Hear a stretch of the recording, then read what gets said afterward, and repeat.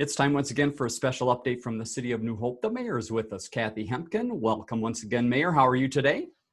Hi, Dave. It's fine, thank you. Thanks for joining us. We have a lot to talk about in the next few minutes. Let's begin with election talk. The filing has closed and we're starting the process of how ballots will be counted and sent in. Give us a little recap of both of those points. Well, it seems really early to be talking about this, but that August 11th deadline for the voting for the primary is going to sneak up really quick. So in New Hope, we've got 3 people registered to be mayor, and 7 people have filed for the council seats. So this primary will narrow that down to 2 for mayor and 4 on the ballot for the council seats. So if you want to vote in the primary, there's 2 ways you'll do that. One of the things, Hennepin County is going to send out something to all the registered voters on how to get a mail ballot. But if you don't receive that, you can always call the number on the screen. That's City Hall's election number. Leave your name and number. They'll call you back. So what they're trying to do is, if you're a registered voter, you'll get a notice from Hennepin County. If you're an eligible voter but haven't registered, they'll send something out. And if you don't get that, call that number and we'll get something to you. Very important they vote in the primary this year. Excellent. And that number again, 763-531-5160. Let's move over to community development. We've talked in the past about Windsor Ridge. Give us some great news there as far as an update. Well, this is exciting. They sold their first house for $408,000. They gave a move-in certificate to a second house. That means that'll go on the market and will get sold too. So they're moving right along with that. If you haven't been over to look and see what they look like, they're just gorgeous. That's about our first in Pennsylvania. Fantastic. Yes, a great new addition to the town. Let's talk about community development for a few minutes. The first is Farmers Market. Let us know what's happening with the market this summer. Well, the market's back. It's opening on the 20th of June, 9 o'clock. I think the number is 9 to 1. It's going to be in the parking lot at City Hall as opposed to on the street, just because there's a lot of traffic on the street right now. So don't know what kind of vegetables they'll have. It's kind of early for the tomatoes, but there'll be something there and it's always fun. They're going to practice as much social distancing as they can with arrows on the street telling people which way to go. And if you would wear a mask, that'd be very helpful. We like that. There's an email at the bottom of the screen as well. If people are interested in being a vendor, still opportunity to do that. Send in information at that email you see on the screen.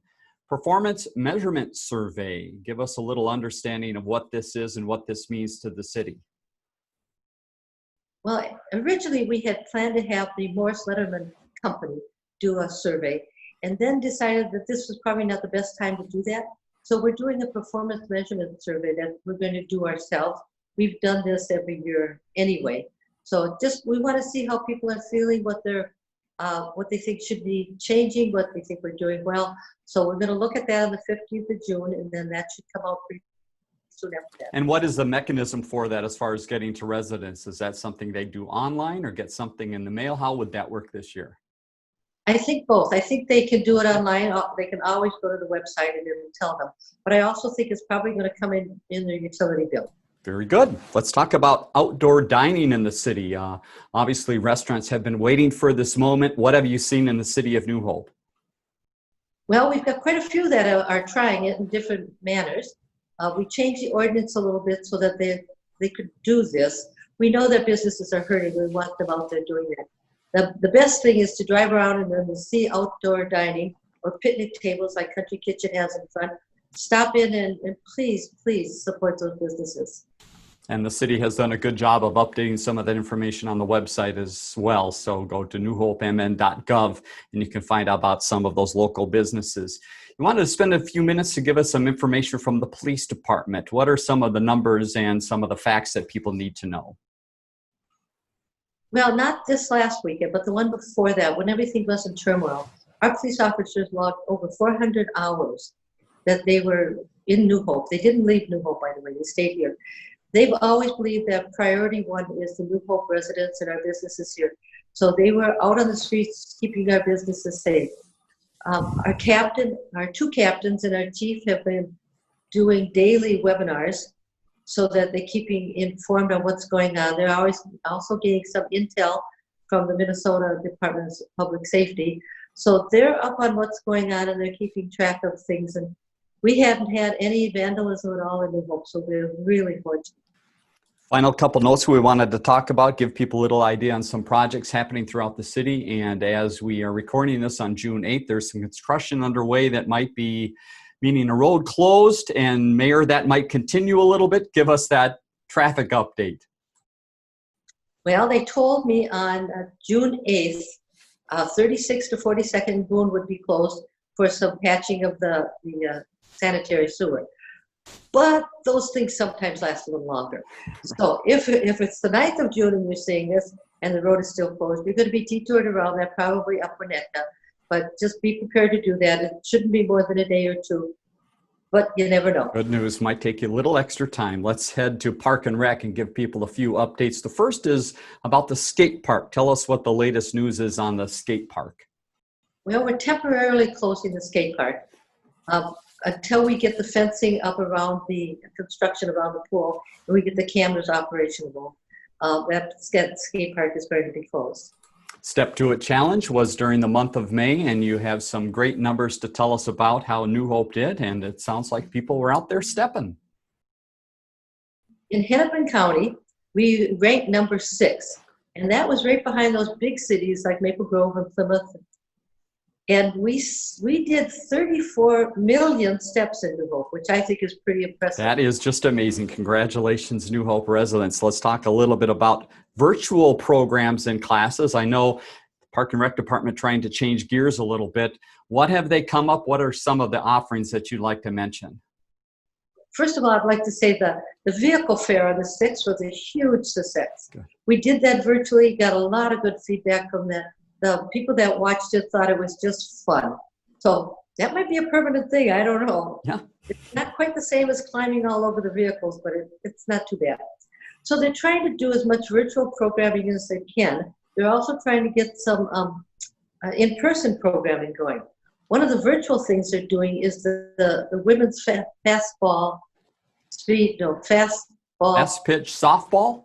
That's it. Fast pitch. Yep. With the coach from Cooper. So that's going to be virtual. I know they're still selling the science kits. I was in City Hall and they've got a slime trajectory system that you can buy. And why you would do that, I don't know. Sounds fun to me. Sign me up. If you're 10 years old, you want to do that.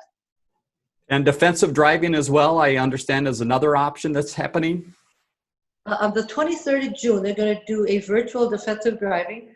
Go online to the police department. You can get signed up for that, and you can do it online. I don't know if that's going to count towards your discount, or I just don't know the details of that, but they'll tell you if you sign up for it. All right, more information on the city's website. Let's talk about two of our favorite facilities in the city. That would be the golf course and the ice arena.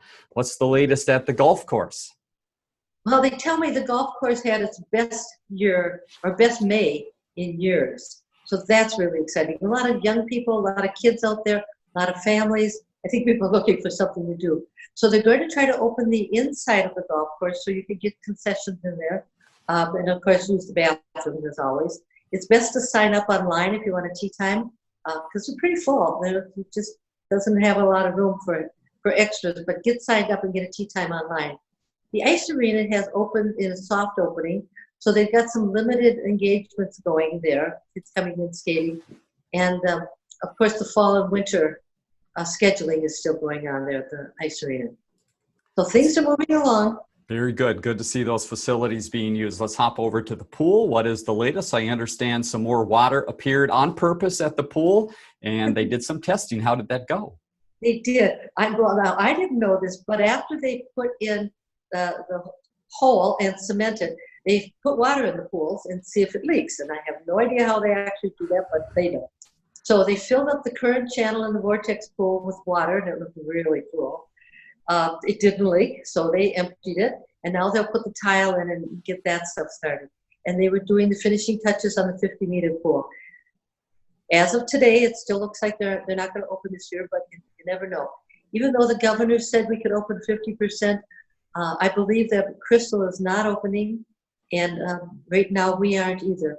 The real problem is we can't get lifeguards because they're not certified, and and the American, what is that, safety? American Red Cross, I would guess. Yes, thank you. They're not certifying lifeguards this year, so it's really hard to get those in there.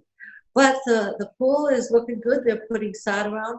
There's some sod that was right by the cemetery that they put down, and I don't know if they forgot to water, they didn't adequately water it, but it died. So the contractor is responsible for taking that up and replacing that. And you can bet they're probably going to water it a little more thoroughly this time. I would guess so. Final note, you just wanted to pass along a thank you to New Hope residents. You have seen and heard a lot of people helping their neighbors. Tell us a little bit about that. Well, some of the feedback I get is just heartwarming. People that are going shopping for other people because they're afraid to go out. I understand they've got the crisis at St. Therese under control, and then that's going well. I've heard about people baking bread and bringing it over to their neighbors. Cookies are being baked in apartment complexes and being delivered to people's doors. And there's just a lot of people out there helping a lot of people get through this very difficult crisis. Wonderful to hear. And again, if you have questions about some of the information that the mayor passed along, go to the city's website, newhopemn.gov. Mayor, thanks again for your time and hope to talk to you again soon. Thank you, Dave.